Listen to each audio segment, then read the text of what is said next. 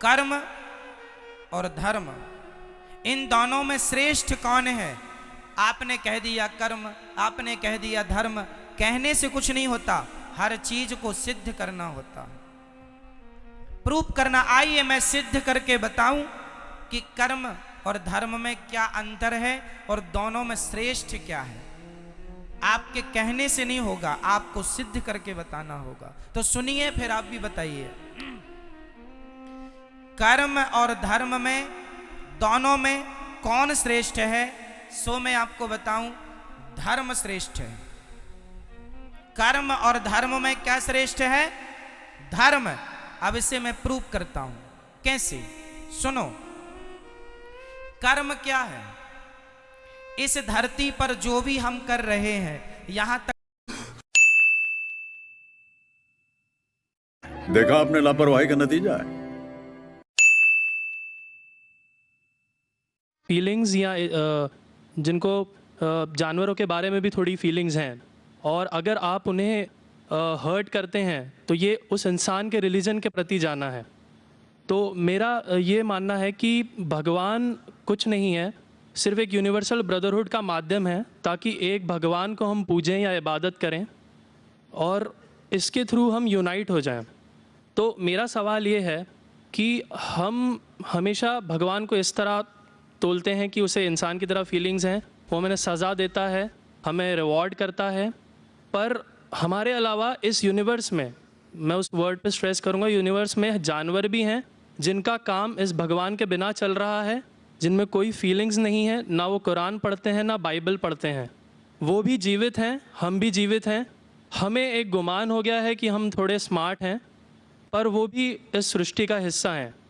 तो इस universal brotherhood में उनके प्रति हमारी भावनाएं के बारे में कुछ जिक्र, और मैं जानना चाहूँगा कि क्या पैंथीज़म इसका एक सॉल्यूशन नहीं है? क्योंकि इसमें हम किसी एक इंडिविजुअल को वर्शिप नहीं करते।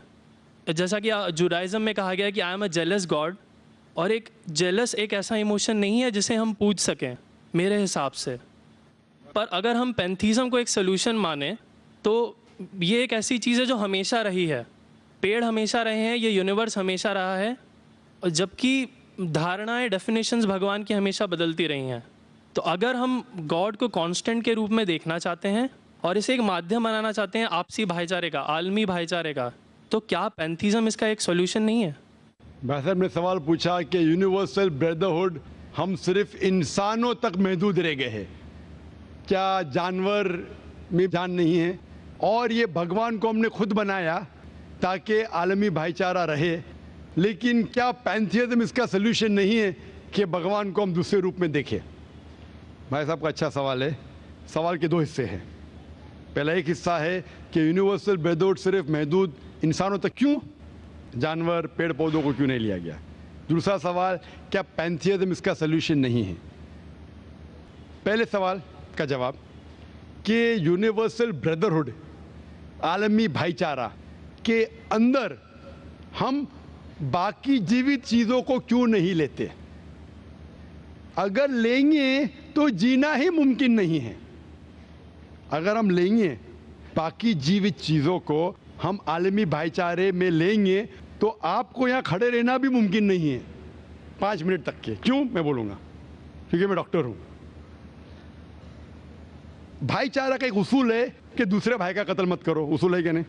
ठीक है, आप सांस ले रहे अभी, सांस ले रहे ना? आप जब सांस लेते लाखों जर्म्स का कत्ल कर रहे हैं आप कैसे भाई? ये लाखों लोग का कत्ल कर रहे जीने के लिए, ये कैसा भाईचारा है? तो इसीलिए भाईचारे का डेफिनेशन जरा हम बराबर तौर से समझ ले, फिर हम डिस्कस करें। क्योंकि अगर आप कहेंगे हर जीवित चीज मेरे भाई है, तो आप भाईचारे के खिलाफ। कोई भाईचारा में ये नहीं है कि दूसरों का कत्ल करो अपने आप को जिंदा रखने के लिए।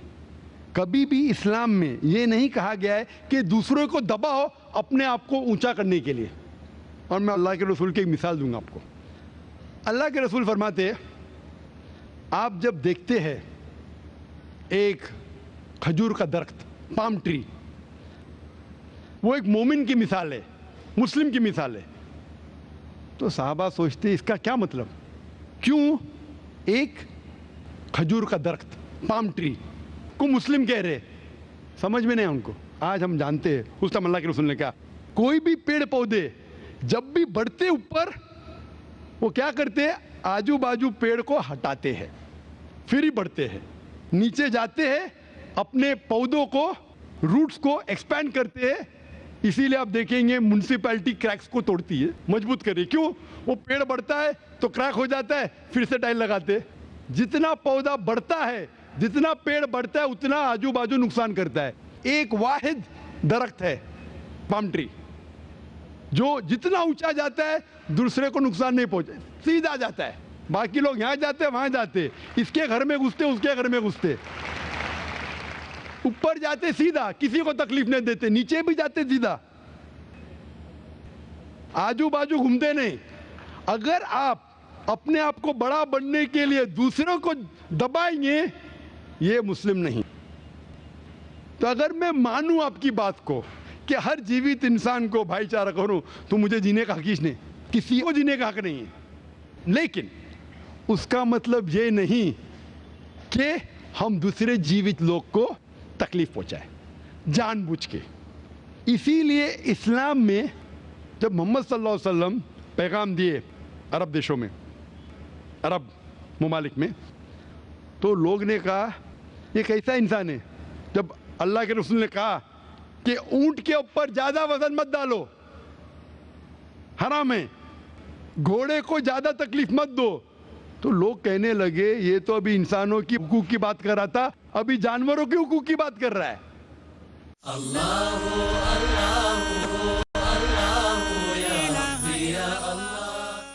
अल्लाह के रसूल फरमाते जब एक शख्स आग उगाता, बोलते आग को बुझाओ, क्यों? उधर चींटियां मर रहे हैं। उसका मतलब जानबूझ के कोई भी जीवित चीज को मारना हराम है। सिर्फ अनजाने में इजाजत है, या जिसकी इजाजत खुदा ने आपको दी है, जिसकी इजाजत दी है खुदा ने।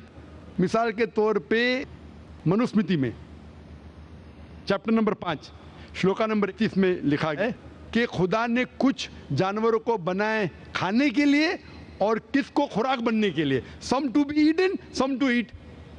अगर वो खाने वाला जानवर दूसरे जानवर को खाता है जिसको खुराक के लिए बनाया है, तो कोई गुनाह नहीं है। मनुस्मृति चैप्टर नंबर 5 श्लोक नंबर 30 में अगर आप उस जानवर का कत्ल करते जो खाने के लिए बनाया गया, तो आप गुनाह नहीं कर रहे। Manusmriti chapter number 5 shloka number 39 में सैक्रिफिशियल एनिमल, जो एनिमल कुर्बानी के लिए बनाए गए, उसकी कुर्बानी देना गुनाह नहीं है। मैं क्यों हिंदू धर्म से कह रहा हूँ, मुस्लिम से भी कह सकता हूँ, बहुत से हवाले। उसका मतलब हमें किसी को तकलीफ नहीं देना चाहिए। लेकिन अगर अनजाने में चलते चलते चींटी मर गई, तो आप बाहर चले नहीं सकेंगे, आप सांस लेंगे जर्म। तो अल्लाह ताला ने जर्म को पैदा किया है मरने के लिए आमतौर पे, तो आप गुनहगार नहीं। मालूम कुछ जैन लोग मास्क पहनते तो भी मरते, पानी को उबालते, उबालने से मार रहे, उबालने पानी पी के फायदा क्या? अंदर मारने के बदले बाहर मार रहे, क्या फायदा? ये मुमकिन ही नहीं है। लेकिन जानबूझ के कोई जानवर को, और एक मिसाल दूंगा, हमारे खतीब जुमा नमाज पढ़ाए थे कल, डॉक्टर उस्मान, उनने अपने खुतबे में मिसाल दी थी। क्या एक औरत थी जो बहुत बेहया थी, क्या कहेंगे, जो आम तौर पे लोगों की जीनत थी। मैं लफ्ज़ उर्दू ज़रा मेरी कमज़ोर है, मैं किसी को ठेस नहीं पहुंचाना चाहता। इंग्लिश में कहेंगे नॉट विथ गुड कैरेक्टर, बाजारी औरत। ज़रा मैं ऐसे लफ्ज़ इस्तेमाल करना चाहता हूँ किसी को चोट पहुँचे, तो बाजारी औरत थी जो बहुत गुनाह करती थी। लेकिन एक वक्त एक कुत्ते को पानी पिलाया, तो अल्लाह के रसूल फरमाते सिर्फ वो एक अच्छे अमल के वजह से खुदा ने उसे जन्नत में डाला। बाजारी औरत गलत काम करती है, जिना करती है, एक अमल क्या की, एक कुत्ते को पानी दी, इंसान को नहीं कुत्ते को, और अल्लाह उसे जन्नत में डालता है। दूसरी तरफ एक अच्छी औरत, नेक औरत, लेकिन एक बिल्ली को बंद करती है, चेन करके रखती है, उसकी आज़ादी को कैद करती है, अल्लाह ताला उसको जहन्नम में डालता है, नरक में डालता है। इसे कहते हैं जानवरों के हुकूक। मतलब जानवरों के भी हुकूक इस्लाम में हैं। अल्लाह के रसूल फरमाते कि चिड़िया की जान भी मत लो बिना वजह। चिड़िया, स्पैरो, अब पढ़ेंगे कुरान में और हदीस में कई इसके पर लेक्चर। तो इसलिए हम मानते हैं कि जीवित चीज का हमें एहतराम करना चाहिए, उसके रूल रेगुलेशन है। बोलेंगे सब जीवित चीज मेरे भाई है, नहीं भाई, सब भाई नहीं है। अभी कुछ लोग इतना करते, कुत्ते के पीछे हर महीने लाख रुपया खर्चा करते। अरे गरीब लोग मर रहे, लाख रुपये से 10 घर हर महीने लाख रुपया अपने पूडल के ऊपर डालते हैं। लाख रुपये से कम 10 घर तो चलेंगे ना महीने, 20 घर चलेंगे मुंबई में, हाँ के नहीं? वो 20 घर को संभालो ना, एक पूडल को संभाल रहे। ये किधर का इस्लाम है? ठीक है, जानवर की कदर करो, इतना कदर मत करो कि उसके हाथ में चेन डालो सोने की, ये करो, ये खाना लेके आओ। खाना लेके आते लाख रुपए का, आप समझ रहे ना? तो इतना मत इसराफ करो। इस्लाम के अंदर सिखाया गया है कि भाईचारा, जो मैंने जिक्र किया, बट जानवरों को भी देखो और उसके साथ अच्छा बर्ताव करो, बिना वजह किसी जानवर का कत्ल मत करो। ये आपका सवाल था। आपका दूसरा सवाल इसके अंदर जवाब हो गया। आप कहते हैं कि पैंथियज्म, सबको खुदा मानना इसका जवाब है। उसका जवाब में कहा था, हमारे भाई जो अवतार सिंह थे ना, उसने कहा था पैंथियज्म, सब कुछ खुदा है, सब कुछ खुदा है। इससे क्या होता है कि सब कुछ खुदा है, मतलब अगर आप सबको खुदा मानते, चोर को भी खुदा मानते, डाकू को भी खुदा मानते, खुदा का मतलब उसका कहना मानना, बराबर कि नहीं? उसकी इज्जत करना, उसकी इबादत करना, वो जो कहता है उसकी बात मानना। तो आप अगर वो चोर को खुदा बोलेंगे, वो बोलेगा चोरी खुदा, आप चोरी करना शुरू करेंगे। वो बलात्कार करने वाला कहेंगे आपसे, आप उसको खुदा बोलेंगे, चल भाई बलात्कार कर, आप करेंगे? करेंगे? तो इसी तरह ये इलॉजिकल है। खुदा एक है और सिर्फ उसकी इबादत करना चाहिए। और ये जो फिलॉसफी है, ये फिलॉसफी जो आप बोल रहे, किधर से आई? इसे कहते हैं एंथ्रोपोमॉर्फिज्म। क्या कहते हैं? एंथ्रोपोमॉर्फिज्म, मतलब गॉड ने हर चीज की शक्ल हासिल की। और इसके अंदर एक फिलॉसफी है कि खुदा इतना पाक, इतना नेक, वो जानता नहीं कि किस तरीके से इंसान को तकलीफ होती है। और ये एंथ्रोपोमॉर्फिज्म जो फिलॉसफी है, खुदा अलग अलग चीज में शामिल होते हैं। और कई मजहब इस्लाम के अलावा, कोई मजहब कहता है कि खुदा एक बार इंसान का रूप हासिल किया, कुछ मजहब कहते हैं अनेक बार। और उनकी लॉजिक है कि खुदा इतना पाक, इतना नेक, इतना महान, उसे पता नहीं इंसान की तकलीफ क्या है, इंसान को किस चीज़ का बुरा लगता है। इतना नेक, इतने पाक, इंसान को दर्द कैसा होता है, इंसान को तकलीफ कैसा होती है। तो ये खुदा जो नेक और पाक है, जानने के लिए इंसान के उसूल क्या होना चाहिए, वो इंसान का रूप धारण करते हैं। ये फिलॉसफी है एंथ्रोपोमॉर्फिज्म की। ऊपर से लगता है बहुत लॉजिकल है, खुदा इतना नेक, इतना पाक, इतना दयालु, वो जानता नहीं बेचारे इंसानों की क्या तकलीफ है, क्या मजबूरी है, क्या मुश्किलात है। तो इंसान का रूप धारण किया लिखने के लिए क्या इंसान के लिए अच्छा है बुरा है। ऊपर से देखे तो बहुत अच्छा लगता है, लेकिन तहकीक करेंगे मंतिक से तो एकदम ही गलत। मिसाल के तौर पे, अगर मैंने एक डीवीडी प्लेयर बनाया, डीवीडी प्लेयर, क्या मुझे जरूरी है कि मैं डीवीडी प्लेयर बनूं ये जानने के लिए डीवीडी प्लेयर के लिए क्या अच्छा है क्या बुरा है? जरूरी है? नहीं। मैं एक इंस्ट्रक्शन मैन्युअल लिखूंगा कि डीवीडी प्लेयर को प्ले करने के लिए डीवीडी डालो, प्ले का बटन दबाओ, स्किप करने का स्किप का बटन दबाओ, स्टॉप करने का स्टॉप का बटन दबाओ। पानी में मत डालो, खराब हो जाएगा, ऊपर से मत फेंको, खराब हो जाएगा। मुझे डीवीडी प्लेयर बनने की जरूरत नहीं। इसी तरीके से खुदा हमारा खालिक है, हमारा बनाने वाला है, हमारा पैदा करने वाला है, उसको इंसान बनने की जरूरत ही नहीं।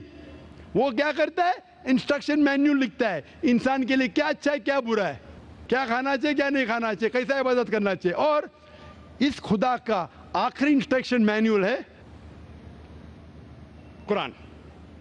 इस ईश्वर, इस भगवान, इस अल्लाह, इस खुदा का आखिरी इंस्ट्रक्शन मैन्युअल है कुरान। इस कुरान मजीद में लिखा है आपके लिए क्या अच्छा है क्या बुरा है, किस तरीके से जानवर से अच्छा बर्ताव करना चाहिए, किस तरीके से भाईचारा बढ़ना चाहिए, किस तरीके से गरीबों की मदद करना चाहिए, सब लिखा है इसमें।